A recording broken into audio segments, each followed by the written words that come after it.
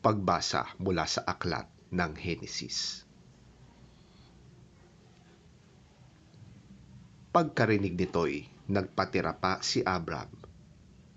Sinabi pa sa kanya ng Diyos, "Ito ang aking tipan sa iyo. Ikaw ay magiging ama ng maraming bansa." Hindi na Abram ang itatawag sa iyo, kundi Abraham, sapagkat ngayoy ginagawa kitang ama ng maraming bansa. Pararamihin ko nga ang iyong lahi at magtatatag sila ng mga bansa at may magiging hari sa kanila. Tutuparin ko ang aking pangako sa iyo at sa iyong lahi habang panahon, at ako'y magiging Diyos ninyo.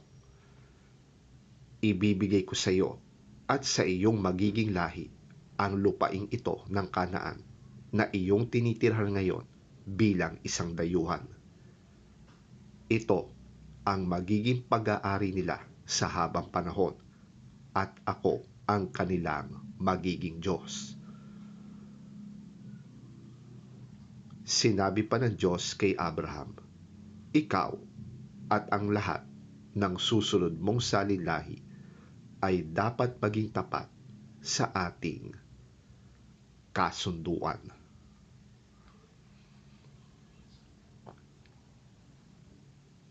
Ang salita ng Diyos. Salamat sa Diyos.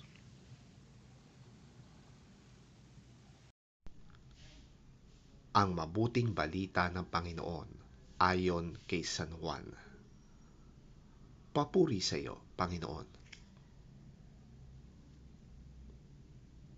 Pakatandaan ninyo, ang tumutupad ng aking salita ay hindi mamamatay kailanman. Sinabi ng mga Hudyo, "Ngayoy natitiyak naming sinasapian ka nga ng demonyo. Namatay si Abraham at ang mga propeta, ngunit sinasabi mong hindi mamamatay kailanman ang sino mang tumutupad ng iyong aral. Mas magaling ka pa ba kaysa sa aming amang si Abraham? Siya'y namatay, gayon din ang mga propeta. Ano bang palagay mo sa iyong sarili?" Sumagot si Jesus, "Kung ako ang nagpaparangal sa aking sarili, walang kabuluhan yon. Ang nagpaparangal sa akin ay ang aking Ama, at sinasabi ninyong siya ang inyong Diyos. Hindi ninyo siya kilala, ngunit siya'y kilala ko. Kung sasabihin kong hindi ko siya kilala, ako'y magiging sinungaling na tulad ninyo. Subalit kilala ko siya at sinusunod ko ang kanyang sinasabi. Natuwa ang inyong amang si Abraham nang malaman niyang makikita niya ang araw ng aking pagdating. Nakita nga niya ito at siya'y nagalak."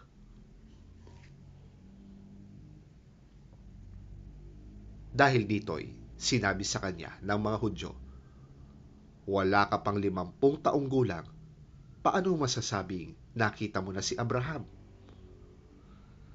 Sumagot si Jesus, "Pakatandaan ninyo, bago pa ipinanganak si Abraham, ako ay ako na." Nagsitambot sila ng bato upang siya'y batuhin. Ngunit nagtago si Jesus at lumabas ng templo.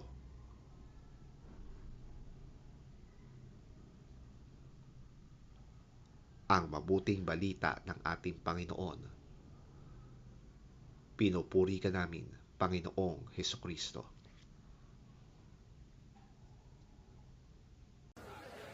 I am telling you the truth.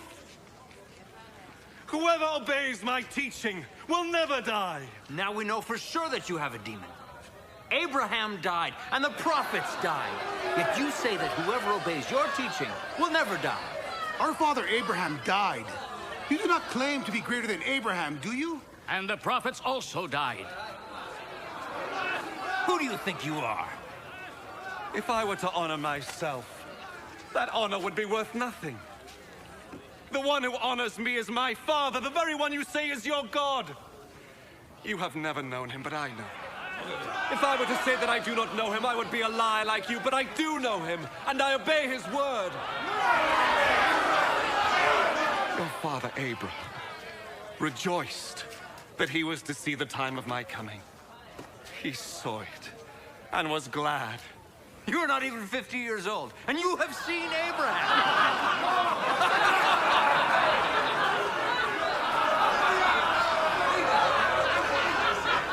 I'm telling you the truth.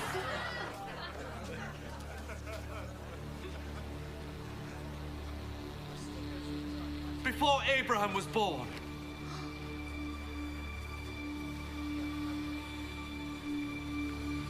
I am. Then they picked up stones to throw at him.